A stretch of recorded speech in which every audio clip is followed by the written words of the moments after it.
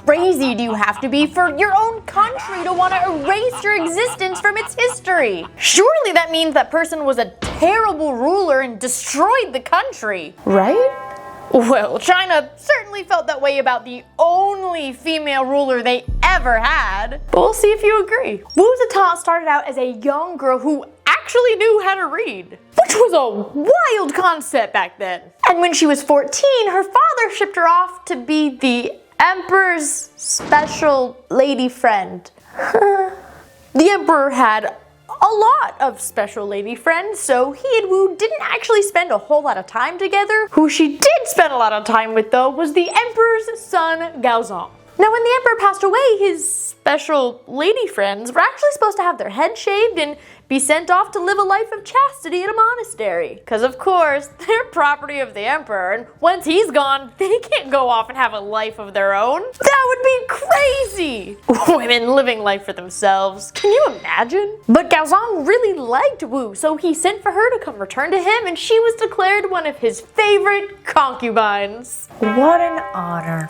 The thing about Gaozong, though, is he was often very ill and sickly, so he was a little bit more malleable, a little bit easier to manipulate. And as Wu and Gaozong became closer, they ended up having a baby girl. Unfortunately, though, one night the baby girl passed away. It was declared that she suffocated, and Wu accused the Empress, the Emperor's wife. She accused the Empress of murdering her baby girl, an infant. Now, okay, here's where things get weird. No one actually knows if the Empress did it or not. She claims she didn't, but people can lie. There's also a chance that the baby just died of natural causes or freak accidents. There's also some who wonder if Wu murdered her own child in order to manipulate the Emperor. Is that rumor there because it's likely, or is it there because that's the reputation that China wanted to create for this woman? There's really no evidence either way, so you can decide what you believe for yourself. And I would love to hear your thoughts down in the comments. But regardless of who did or didn't harm the child, the Emperor believed Wu's accusation. He believed that his wife harmed the baby out of jealousy, and he turned on her instantly. Gaozong allowed Wu to both torture and dismember both the Empress and a couple other of his concubines to help cope with her loss. And in addition to that, he also let her demote their living family members to a lower class. Again, is this because she genuinely believed they caused the death of her child, or is she just trying to take out competition to be able to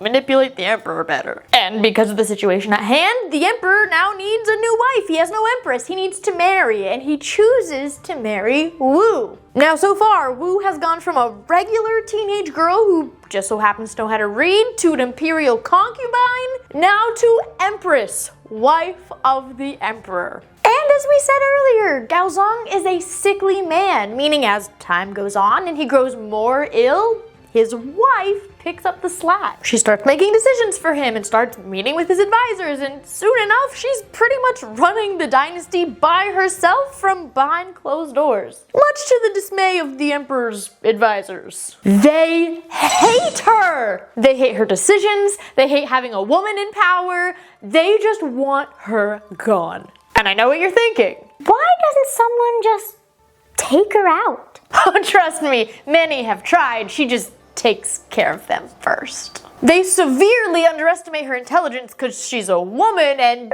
they pay for it. I guess the Emperor's just too sick to notice his inner circle is getting smaller and smaller. And too sick to notice that there's a expanding graveyard forming out in their backyard. Weird.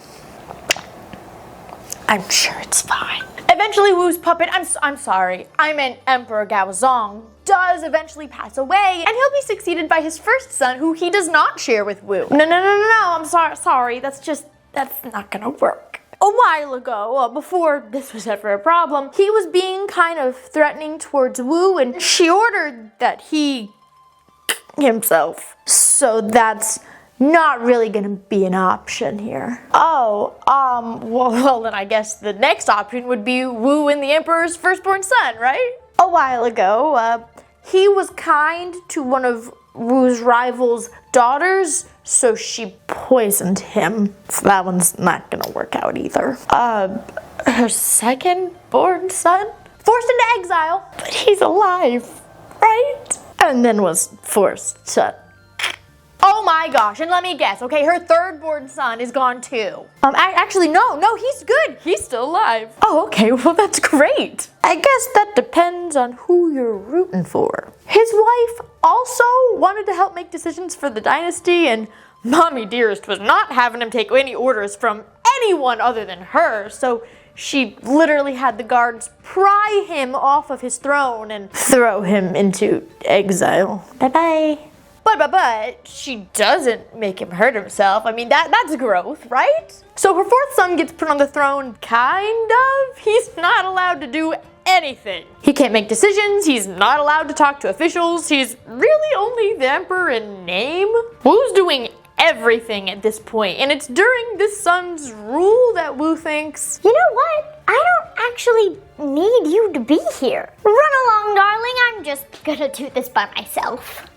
and boom! Wu is now the first and will be the only female ruler in all of Chinese history. And I know what you're thinking right now. Oh my gosh. She seems horrible. And the upper class of China would agree. But everyone else loved her because she was actually not only a pretty competent ruler, but she was for equality. For example, the imperial service exam that will later become the civil service exam, it was kind of like an ancient version of the SATs. Passing it meant that you were capable of holding an important upper class job or a government job. The thing is though, at the time, only upper class men were allowed to take the exam, and Wu wanted to change that. She wanted everyone to have a chance to change their stars, like she changed hers, and she opened it up to everybody. There was also lots of evidence of Wu allowing women to participate in these really important roles in society. And Wu promoted Buddhism in the dynasty. She felt Buddhism promoted much more equality than Confucianism did. But Wu didn't force her subjects to convert to her religion like other rulers around the world at this time did. She just wanted everyone to live the life they wanted to live. As long as it didn't mess with her plans,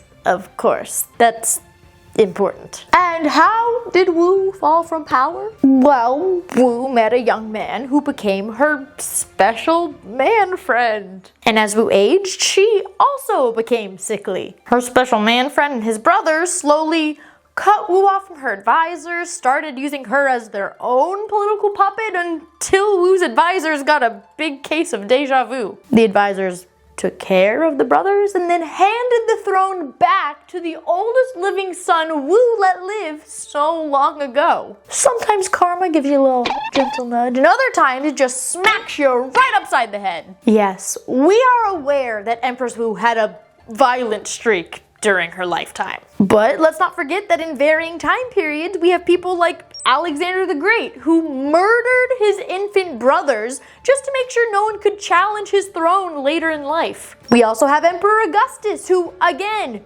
just as violent. And both of these men were regarded as heroes and some of the best rulers that history has ever seen. So was she really that much different from them? Or was there another reason that China tried to cover up that she even existed and insisted that she ruined the empire when it was actually pretty successful under her rule? And destroyed evidence of women holding important positions in Wu society? And stopped letting poor people take the service exam after Wu's rule? Curious.